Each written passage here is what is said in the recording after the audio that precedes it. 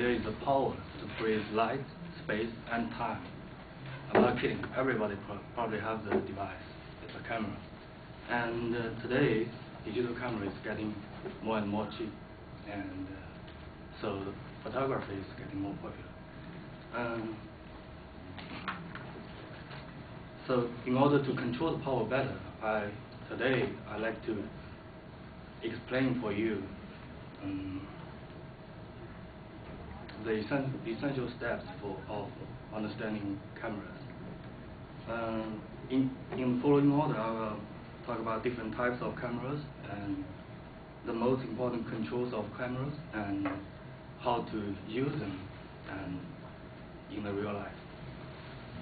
So first, we have a lot of different kinds of cameras on the market, but the real difference between them is how we see things through the viewfinder. We have rangefinder and SLR cameras. A rangefinder is it's like this. We have a window in front of the body, so even though we don't open the lens cap, we can see through it. So this is a rangefinder. And another big difference, another kind of camera is SLR. So this is SLR. If I don't open the cap, you will not see through it. So this is the most popular one probably, and also the most powerful. Another difference is the light goes through the lens and hit the mirror, and we see things through the lens. But this one, I talk about, we don't see it through the lens. So the image of the SLR cameras are more accurate. And because of this mirror, sometimes if we push the shutter button, the mirror will flick and the light will expose the film or sensor here. So, but the problem is the mirror, the sound of the mirror makes a lot of noise. And if the noise, the camera shot will cause blurry image. You hear the noise is very loud. And next, even though we have a lot of different kinds of cameras, but their basic stuff are the same. And now I'm going to talk about the most important three controls: aperture, shutter speed, and ISO. Also, ISO is also sensitivity. Aperture, we can see the aperture. The value of the aperture is f2.8, that kind of stuff. But maybe you don't need to memorize it.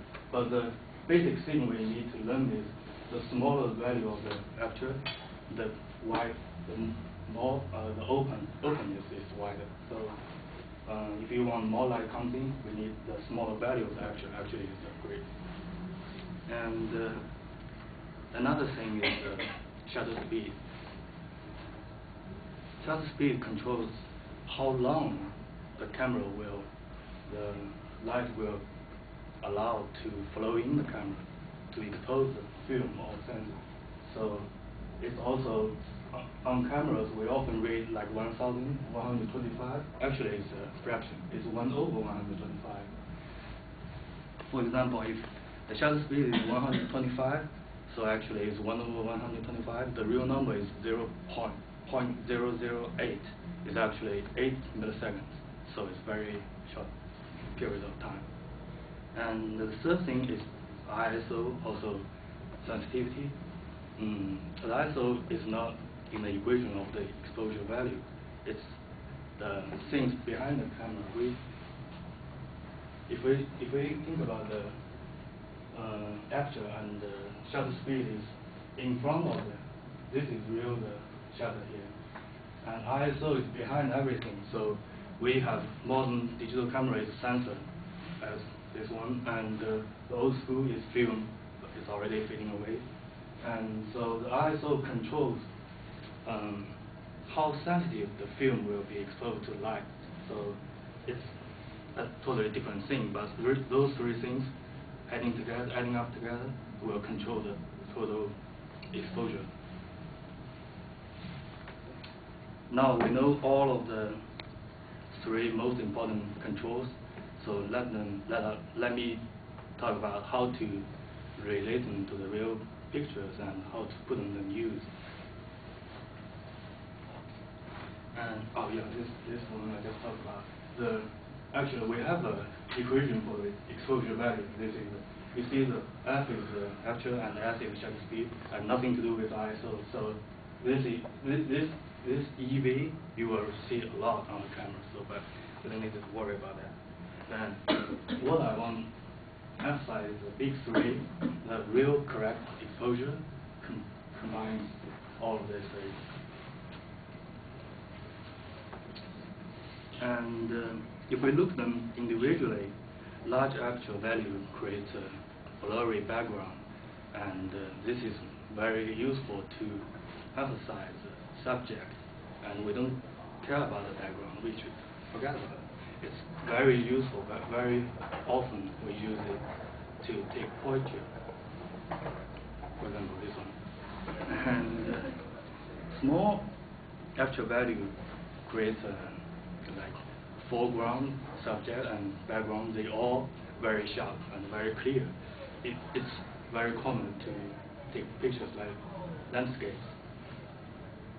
For example, we can see the things in front and also on the back. Actually, this picture doesn't have a subject, so I don't know. We have fast shutter speed, can freeze action. That's why I'm talking about the power to freeze stuff. Can freeze action is very good for sport and fast-moving subjects, especially things like this one. The speed is 1/100, so it's 1 millisecond. So if it's a little bit slower than this one, and you will see everything in blur. So, and slow shutter speed is very common to make the steady image, to let the steady image has a motion feeling. So especially when we like night view, this is the freeway 57, I think 57, and yeah, we have lots of controls, and combining shutter speed, aperture, and ISO sensitivity, we can actually control everything, and we have a lot of combinations. So yeah, maybe it's you are more than welcome to break these laws, and if you go back off the book, and you probably find something more creative. And today I've talked about different kinds of cameras and the three important controls: aperture, shutter speed, and ISO, and also how to use them according to different situations. So yeah, this is just the beginning. The book says, "Let there be light," so we should play with it.